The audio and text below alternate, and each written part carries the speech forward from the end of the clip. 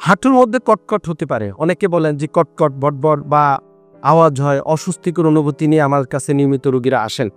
আমরা যদি হাঁটুটা দেখেন হাঁটুর উপরে একটা বোনস, নিচে আরেকটা বোনস, সামনে পেটেলা বাটি, ভিতরে সাইনোভিয়াল ফ্লুইড থেকে পানি। তো ন্যাচারালি যাদের বয়স কম, মোর দ্যান 40 নিচে, তাদের এই পানিটা অনেক সময় একটু এদিক সেদিক যেতে পারে মুভমেন্টে, সেটা হয়। যেমন আমরা আঙ্গুল ফুটাই, তখন একটা আওয়াজ হয়, লাইক দ্যাট।